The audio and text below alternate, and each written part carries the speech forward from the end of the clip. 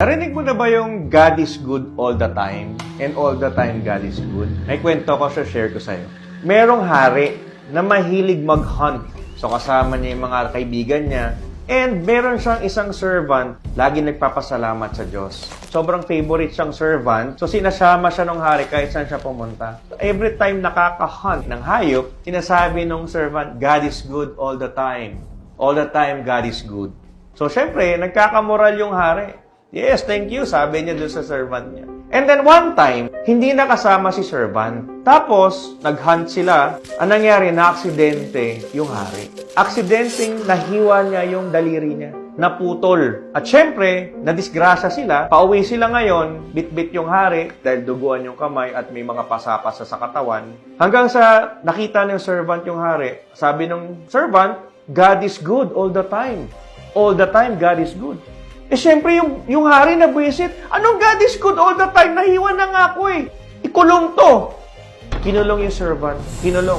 Alam mo, sabi nung servant pa rin, God is good all the time God is good. Nakakulong na to ah. And then, after ilan months, nagpagaling yung hari, but of course, putol na yung isang daliri niya. So, nag-hunt uli sila na hindi kasama yung servant. Of course, nasa prisoner eh. Now, anong nangyari? Sa pag-hunt nila, napunta sila sa isang lugar, sa bundok, na puno pala ng kanibal. In short, napaligiran sila. In short, nadakma sila. Hinuli sila. At alam naman natin yung mga kanibal, kinakain nila yung mga tao, di ba? Eh, sakto pa, nagkaroon ng feast, nagkaroon ng ceremony, at meron ng iaalay. So, halos lahat nakain na. Pero ang pinakahuli, yung hari.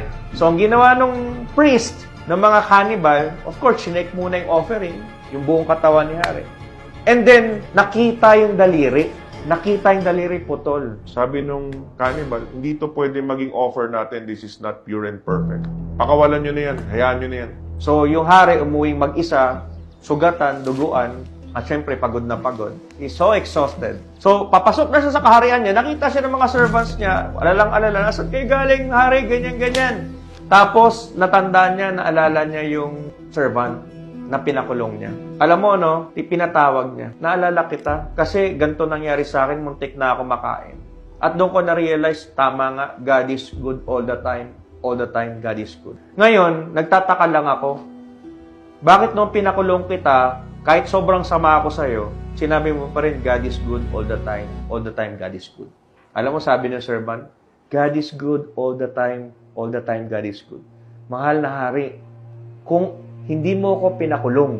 At malamang sa malamang, isa ako sa nakain ng mga kanibal. So, God is good all the time God is good.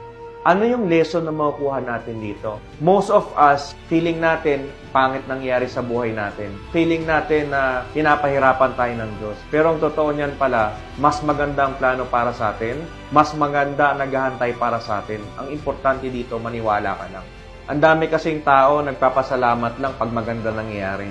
Tapos pag pangit, yun na, kinukutsa yung Diyos na nagagalit. Pero tandaan natin, maraming magandang plano sa atin ng Diyos. Ang kailangan natin maniwala at magtiwala.